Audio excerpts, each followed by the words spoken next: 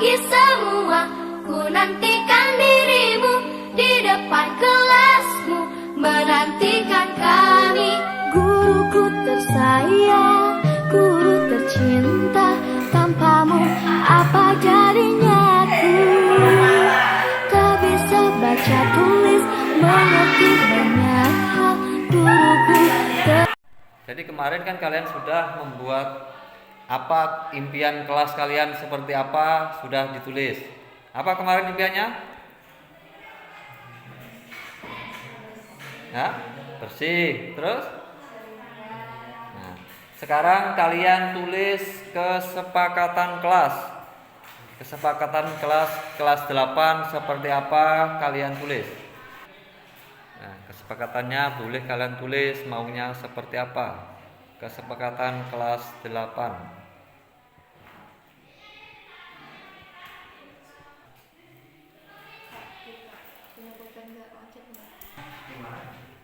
Nah, langsung ke ya.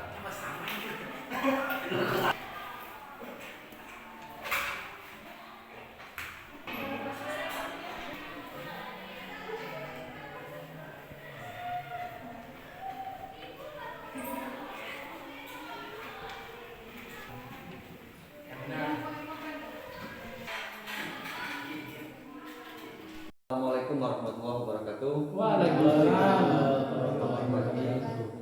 Salam dan bahagia. Pertama, yang saya hormati Kepala Sekolah SMP 4 Tanjung Tengah, yang saya hormati dan saya cintai teman-teman sejawat, rekan guru SMP 4 Tanjung Tengah. Kami mohon maaf mengganggu aktivitas kami hari ini akan menyebarkan pemahaman dan pengalaman kami selama mengikuti calon guru penggerak tentang budaya aktif. Oke, next kelas dulu. Jadi salam dan bahagia itu yang selalu kami gaungkan setiap kami pertemuan. Oke, lanjut Pak Sur.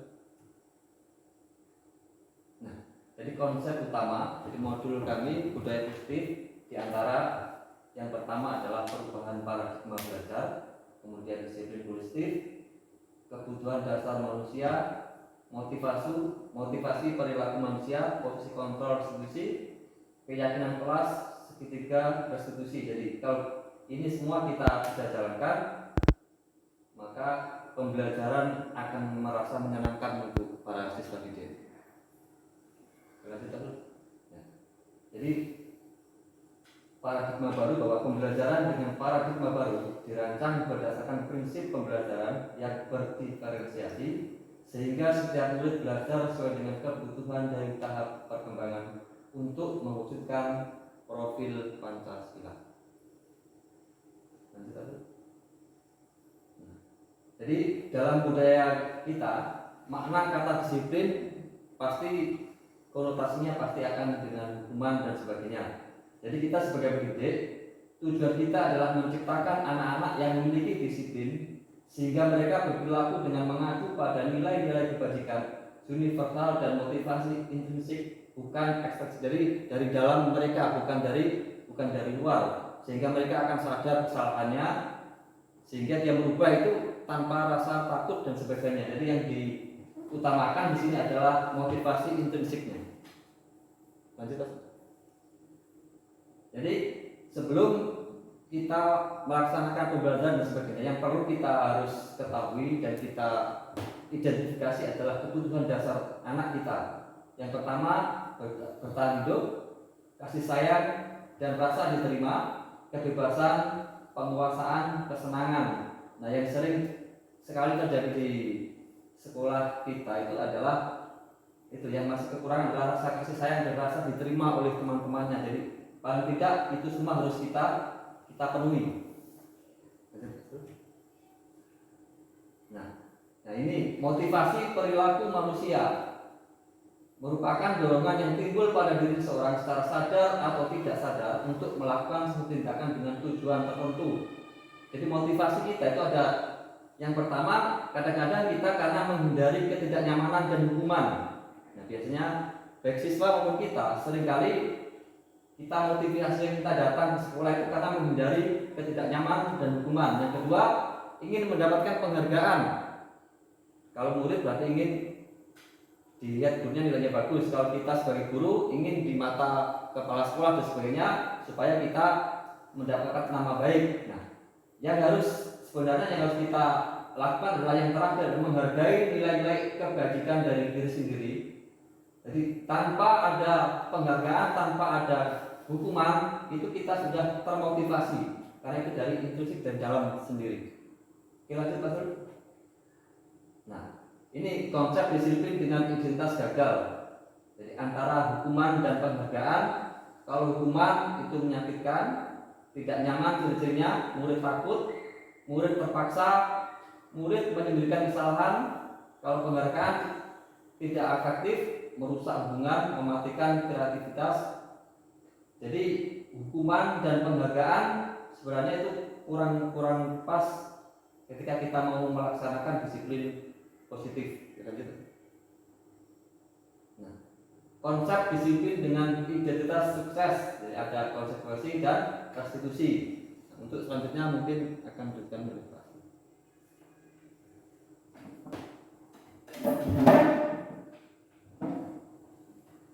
Oke, baik Bapak Ibu, terima kasih.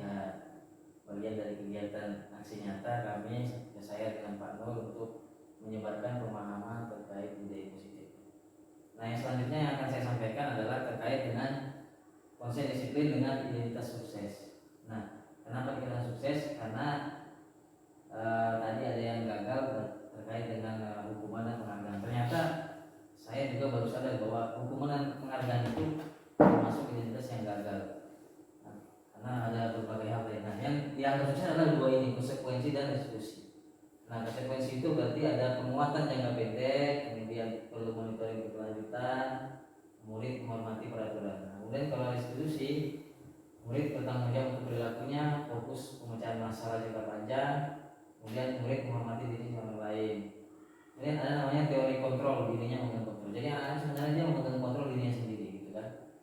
Nah, kemudian murid bersemangat untuk memperbaiki kesalahannya. Nah, bisa lanjut. Nah, ini konsep disiplin pendekatan restitusi. Nah, ini sebenarnya fokus kita ada di sini. Nah, apa itu? Sebuah cara menanamkan disiplin positif pada murid. Nah, pengertiannya, restitusi adalah proses menciptakan kondisi bagi murid untuk memperbaiki kesalahan mereka sehingga mereka bisa kembali pada kelompok mereka dengan karakter yang lebih kuat. Nah, ciri-cirinya ada di situ bahwa bukan untuk menebus kesalahan, tapi belajar dari kesalahan. Kemudian kita menuntut anak-anak untuk melihat dirinya, kemudian yang tadi di awal kita mencari kebutuhan dasar anak tadi. Kemudian kita menguatkan dan fokus pada solusi. Itu ciri-ciri restitusi. Dilanjut Pak. Nah, ini saya coba bikin perbedaan ya. Contoh kasus misalnya siswa sering tidak mengerjakan PR. Nah, kalau hukuman, guru menghukum siswa tersebut hormat bendera selama 10 menit. Guru marah, murid menjadi takut. Nah, tapi kalau konsekuensi, guru memberikan konsekuensi untuk mengerjakan PR-nya dan istirahat atau dikerjakan sebanyak 3 kali lipat. Kemudian guru tegas dan siswa menghormati peraturan. Nah, itu perbedaannya. Restitusi itu apa? Nah, kalau restitusi, guru menanyakan keyakinan kelas dirinya dan membantu siswa menyelesaikan masalahnya. Kemudian guru terbuka dan siswa menghormati dirinya dan orang lain. Jadi gitu. Jadi kalau hukuman, konsekuensi dan restitusi itu adalah perbedaannya. Kita lanjut. Nah, ini ada 5 posisi kontrol restitusi. Nah, jujur memang sebenarnya saya, mungkin teman-teman yang lain, saya selalu berada di penghukum dan membuat rasa bersalah selama ini. Tapi perlahan saya ubah. Semestinya kita ada sebagai manajer sebenarnya. Sebagai manajer untuk kita mengarahkan anak untuk mengingatkan terkait keinginan kelas, kemudian memberikan solusi-solusi seperti apa gitu. Kita menawarkan solusi. Nah, ini menghukum, membuat rasa bersalah teman, pemantau dan manajer. Dilanjut Pak. Nah, ini saya berikan contoh. Misal contoh kasus siswa tidak menggunakan atribut lengkap saat upacara. Penghukum, patuhi aturan sekolah lalu berdiri di depan barisan. Nah, itu kita sebagai penghukum, sebagai guru. Kalau membuat rasa bersalah, berapa kali Bapak harus memberitahu kamu, Bapak kecewa sama kamu. Nah, itu seolah-olah kan kita sebagai membuat rasa bersalah. Kemudian teman, Ayolah tertib buat bapak bangga, kali ini tidak apa-apa kamu sama. Nah itu kita sebagai teman. Nah kalau pemantau, kamu sudah melanggar apa, peraturan dan konsekuensinya apa. Nah kalau manajer, apakah kamu tahu kesalahanmu, kira-kira bagaimana kamu memperbaiki kesalahanmu. Nah itu manajer Pak. Nah sebenarnya kita harus sebagai guru harus sebagai manajer.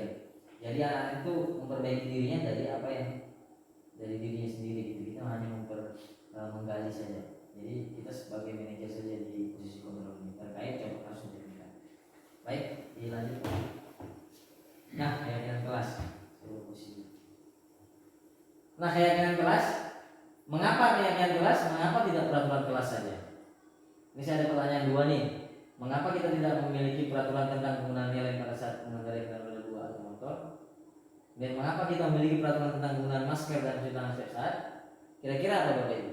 Dari poin pertama dan kedua. Kenapa kita harus pakai helm? Untuk keselamatan. Nah, kalau yang kedua untuk kesehatan ya. Nah, jadi keyakinan kelas itu yang bersifat universal gitu ya. Nah, kenapa harus peraturan kelas ya, seperti itu? Ini salah satu alasannya seperti itu. Saya tadi memberikan contoh seperti itu bahwa kalau helm kan aturan, tapi intinya itu untuk keselamatan sebenarnya kan. Nah kalau untuk yang di bawah ini pakai masker cuci tangan itu intinya untuk kesehatan. Nah begitu pun dengan keyakinan kelas. Kita lanjut Pak. Nah ini contoh kegiatan saya kemarin membuat kegiatan kelas ya. Ini sebenarnya anak-anak saya suruh tulis.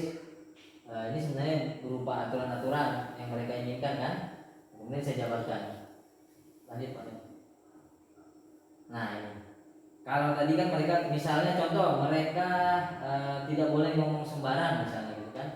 Berarti misalnya ini saling menghormati sesama gitu. Jadi keyakinan kelas itu lebih universal, lebih luas.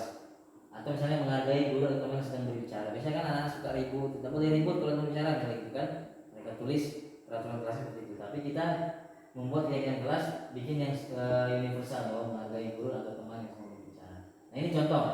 Contoh ini bisa kita perbanyak lagi, bisa dipersempit lagi seperti itu. Caranya. Nah, bagaimana menentukan keyakinan kelas? Nah, yang tadi, yang pertama lebih abstrak dari peraturan, berupa pernyataan universal, dibuat dalam bentuk positif, kemudian sedikit saja agar mudah diingat, tidak usah banyak-banyak sebenarnya. Nah, sesuai dengan kondisi kelas dan sekolah agar mudah diterapkan. Semua warga kelas atau sekolah dilibatkan saat membuat. Nah, sebenarnya keyakinan kelas ini harus dilibatkan semua warga sekolah termasuk wali kelas dan sebagainya. Baik, lanjut Pak Nur. Nah ini poin yang terakhir, segitiga restitusi. Nanti akan ditambahi Pak Nur, nanti saya coba sedikit saya sampaikan. Yang pertama adalah menstabilkan identitas. Nah kemudian kita semua akan melakukan hal terbaik yang bisa kita lakukan. Kemudian kedua, validasi tindakan yang salah. Semua perilaku memiliki alasan. Kemudian tiga, menanyakan keyakinan kelas. Kita semua memiliki motivasi internal. Jadi kalau anak-anak melanggar sesuatu terkait keyakinan kelas atau peraturan itu, inilah segitiga restitusi yang bisa kita pakai. Pertama apa ya? Udah kita ingatkan dulu tentang stabilitas identitas. Kemudian kita validasi tindakan yang salah. Pasti dia kan tahu. Kita ingatkan kesalahan apa, tahu nggak gitu kan. Kemudian kita menanyakan keyakinan kelas kita. Nah, ini namanya segitiga restitusi. Untuk kalau anak-anak melanggar terkait keyakinan kelas. Mungkin ada tambahan Mas? Terkait segitiga. Jadi sedikit saya tambahkan kalau segitiga restitusi itu kita pakai ketika anak-anak sedang ada masalah. Contohnya anak melanggar. Jadi kita menyelesaikannya pakai segitiga restitusi. Jadi bukan langsung kita hukum dan sebagainya, tapi kita memakai cara ini. Soalnya selama ini jarang, dan saya sendiri pun jarang melakukan segitiga restitusi. Ternyata cara ini sangat bagus untuk kita terapkan ketika anak-anak mempunyai kesalahan, karena mereka akan dengan sendirinya menyadari kesalahan, bukan karena rasa takut, tapi karena memang dia tahu betul-betul bahwa dia itu bersalah. Ini dengan cara segitiga restitusi. Jadi mungkin setelah ini kalau mau bertanya silakan. Silakan. Ini sambil saya putarkan contohnya ya. Ini kemarin adalah contoh pengalaman saya sih. Ini sebenarnya sudah bikin skenario Bapak Ibu ya.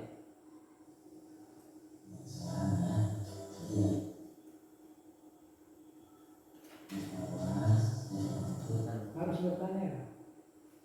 Enggak, Pak. Halo Bapak Ibu ya. Ini contoh kenapa segitiga di saya ini kan. Di sana si Ayu tidak bisa bukan.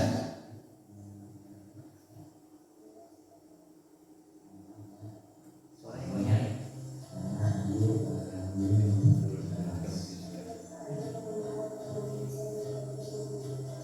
Manggil saya.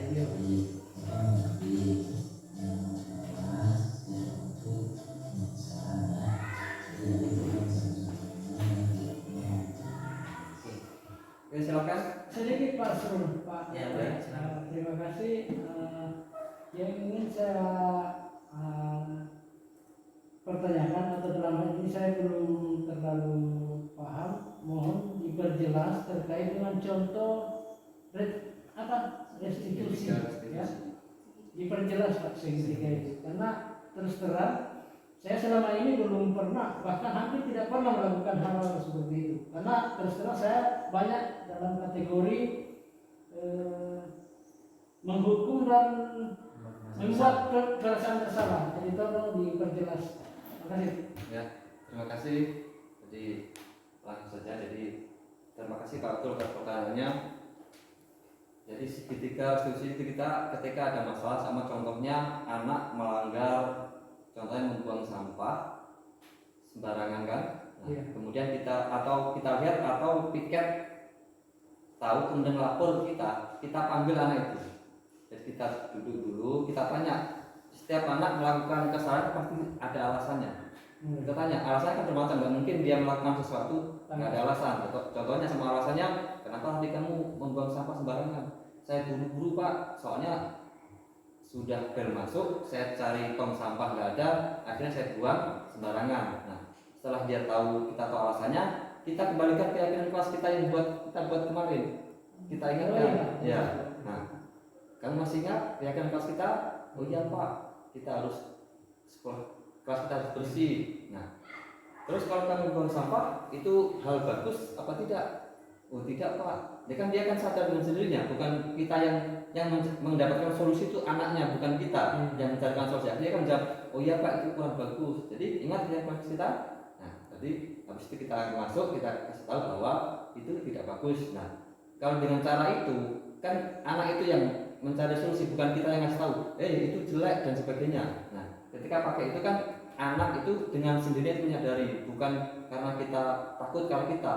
Nah, harapannya itu kita budaya positif itu seperti itu. Jadi diharapkan anak-anak itu merubah kesalahannya itu dari dalamnya, bukan karena kita marahi. Mungkin Pak Satu nambah. Berarti keyakinan kelas ini sebenarnya hampir sama dengan tata tertib ya. Ya. Cuman dia sedikit, oh ya paham sudah, dari instruksi saya. Oke, paham sudah. Makasih. Cuma bedanya kan kalau keyakinan kelas sama peraturan kan, kalau peraturan kan biasanya siswa, siswa kan tidak dilibatkan. Kalau keyakinan kan kita libatkan semuanya. Jadi anak kita ajak apa yang dimau. Iya, oke, paham. Ya Pak Sul. Makasih. Ayo yang lain. Cukup. Ya Pak Gubri. Oke, Assalamualaikum warahmatullahi wabarakatuh. Waalaikumsalam.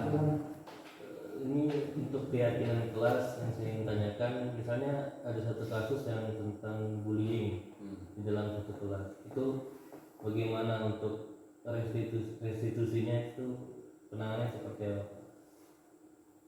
Jadi semua kasus kalau kita mau pakai itu ya seperti tadi kita sama ada anak membuli temannya, kita kan nggak tahu, kadang guru yang lain kan lapor kita, kita panggil dulu apa permasalahannya kamu membuli temannya, mungkin bisa jadi sama anak itu yang suka ngolok, temannya kan ngolok kan sebenarnya sudah dimasukkan. Nah mungkin di kebutuhan dasarnya tadi itu ada yang belum terpenuhi sehingga dia melakukan seperti itu. Jadi harus kita gali dulu seperti itu. Jadi kita gali dulu, mungkin ada kebutuhan dasar itu yang di rumahnya itu mereka terlewatkan sehingga dia dengan gampangnya mengolok dan sebagainya. Nah setelah itu kita cari semua seperti itu, baru kita kembalikan keyakinan kelasnya itu. Kita tanya apakah itu perbuatan bagus apa tidak. Terus kalau seandainya itu terjadi sama kamu bagaimana kan? Dengan begitu kan mereka akan tahu, oh ya berarti saya itu apa yang saya lakukan itu salah. Mungkin seperti itu. Terima kasih. Ya silakan. Saya pernah ada kegiatan itu dibuat per kelas. Jadi waktu itu aturan dibuat sendiri oleh peserta dan disepakati bersama untuk dilaksanakan bersama. Ini kayaknya mudahnya sudah keyakinan kelas. Nah, artinya gini, proses sudah pernah berjalan, tapi cuma penamaannya saja yang muncul. Nah, kemudian itu untuk mencocokkan itu. Kemudian yang kedua itu berkaitan dengan tadi anak yang dibully. Jadi dalam hal ini bagaimana penanganan anak yang dibully sementara dia tidak lapor. Kayak apa kan? Ya, terima kasih Pak. Jadi sebenarnya kita itu sebelum anak-anak masuk atau bagaimana kan kita harus sebenarnya kita punya raport identifikasi anak-anak ketika masuk sekolah awal, karakternya anak itu begini, anak itu begini, anak itu begini. Pertama kali yang harus kita lakukan itu. Cuma karena kadang kebanyakan guru kan tidak pernah sejauh itu menjangkau sedetail, oh anak ini sebenarnya punya masalah ini, punya masalah itu, punya masalah ini. Jadi kalau kita sudah punya awal dulu, itu kita punya kemungkinan seperti bullying tadi, kemungkinan tidak terjadi. Nah, kalau seandainya terus anak itu tidak mau melapor, nah makanya keyakinan kelas tadi kan itu berhubungan dengan ada kejujuran dan sebagainya kan. Nah kita kan bisa menginfokan ke teman-teman atau anak semua bahwa jujur itu penting. Nah ketika tertanam sudah kejujuran, dia akan dengan sendirinya memberanikan diri untuk melapor, mungkin kemana yang melapor atau bagaimana. Mungkin sementara jawaban saya itu, mungkin Pak Sul kamu menambah? Cukup? Ada lagi? Cukup. Pak Ade sudah? Tani? Cukup. Mungkin kalau sudah nggak ada pertanyaan, sekali lagi saya ucapkan terima kasih atas waktunya. Dan mari kita sama-sama kolaborasi, mudah-mudahan sekolah kita SMP 4 Tanjung Palas Tengah semakin hari bisa berubah dan budaya positif ini betul-betul bisa kita terapkan di SMP 4 Tanjung Palas Tengah. Mungkin itu yang bisa saya sampaikan, kurang lebihnya saya mohon maaf.